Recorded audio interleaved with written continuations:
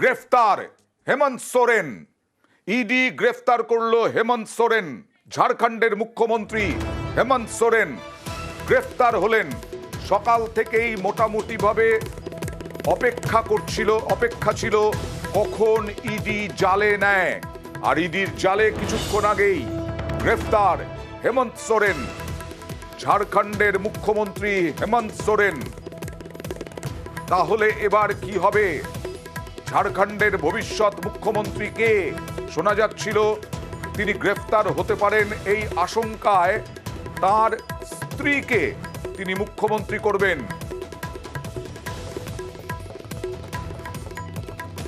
কথা বলবো প্রতিনিधि शंकर आनंद संगे। शंकर जी, किस घोटाले में एलिगेशन है, किस घोटाले में हेमंत सोरेन के ऊपर?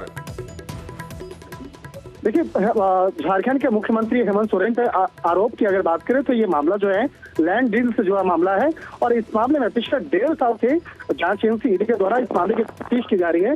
और जिस तरह से इस मामले की तफ्तीश की अगर बात करें तो इस मामले में अब तक कई लोगों की गिरफ्तारियां हो चुकी हैं, और इस मामले में कई लोगों से पूछताछ हो चुकी है। तो उसी पूछताछ के दौरान में ये जानकारी मिली थी कि मुख्यमंत्री हेमंत सोरेन से जुड़ा हुआ जो कुछ कनेक्शन जो है वो निकल के सामने आया।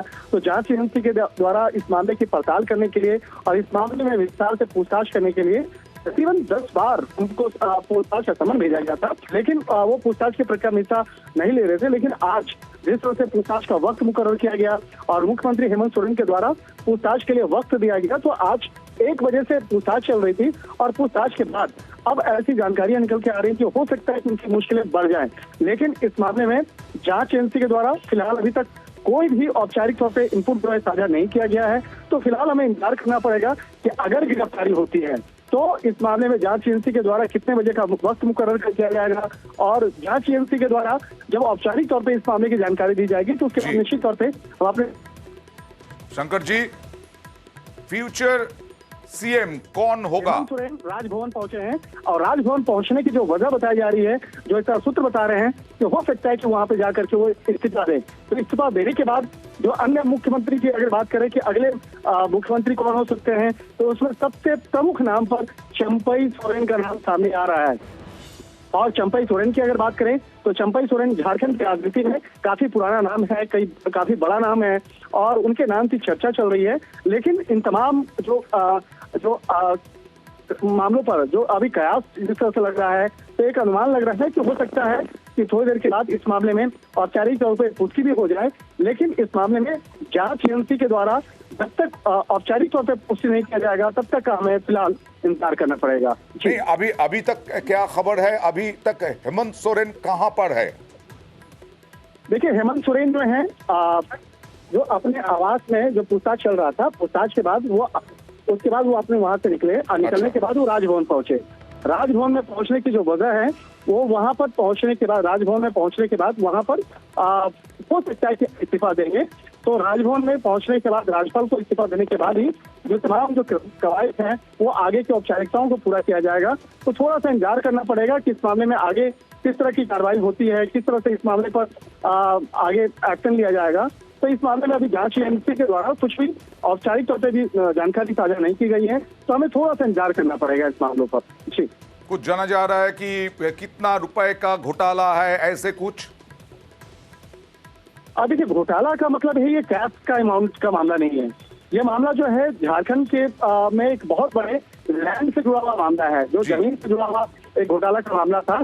और उस मामले में जिस तरह से एक जानबूझकर एक बड़े लैंड को जिस तरह से बकायदा बेचा गया, और उसका जो एक फायदा कहीं कहीं मुख्यमंत्री हेमंत सोरेन और उनके परिजनों को मिला, तो इस तरह का एक आरोप है। और इसी आरोप को जानने के लिए, समझने के लिए जिस तरह से बकायदा पूछताछ का 10 बार सम्मन भेजा गया था, और आज जब पूछताछ की जा रही थी तो पूछताछ के बाद तमाम जो जानकारियों को इकट्ठा करने के बाद आज मुख्यमंत्री हेमंत सोरेन से तमाम जानकारियों को इकट्ठा किया गया, और थोड़ी देर के बाद हो सकता है कि इस मामले में औपचारिक तौर पर पुष्टि कर देंगे। ये जो अगले सीएम है ना, आप बोल रहे थे कि चंपई सोरेन, ये कौन है? शंकर जी, हाँ, सवाल दोहराएं। चंपई सोरेन कौन है, इसका बैकग्राउंड क्या है? चंपई सोरेन की अगर बात, झारखंड की राजनीति में बहुत पुराना नाम है। जेएमएम पार्टी से जुड़ी हुई हैं, और जेएमएम पार्टी से जुड़ी हुई हैं, काफी वरिष्ठ नेता हैं और हेमंत सोरेन के परिवार से जुड़ी हुई हैं। तो उनके नाम की जो चर्चा है, उनके नाम को लेकर पिछले काफी समय से चर्चाएं चल रही थी, लेकिन चर्चा तो मुख्यमंत्री हेमंत सोरेन की पत्नी कल्पना को लेकर भी हुआ था और कल्पना सोरेन को लेकर चर्चा हुई थी कि कल्पना सोरेन को भी मुख्यमंत्री बनाया जा सकता है।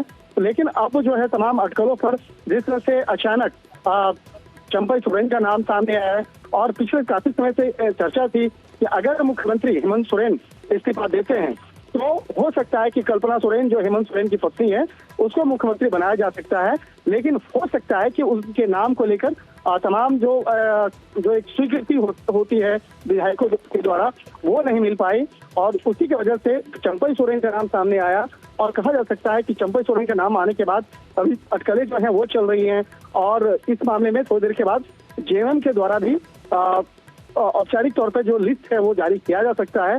लेकिन अभी जो वहाँ के जो लोग हैं, स्थानीय लोग हैं, स्थानीय नेता हैं, उनके द्वारा ये चर्चा की जा रही है कि चंपई सोरेन अगले मुख्यमंत्री बन सकती हैं और जिस तरह से उनके नाम को लेकर अटकलें चल रही हैं, कवायद चल रही है कि उनके नाम पर मुहर लग सकता है।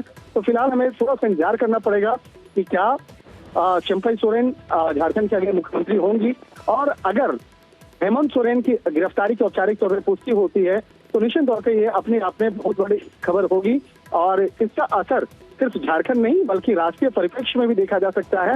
राष्ट्रीय स्तर की जो राजनीति है उसमें भी इसका असर अच्छा खासा देखने को मिल सकता है। शंकर जी हमसे बने रहिए।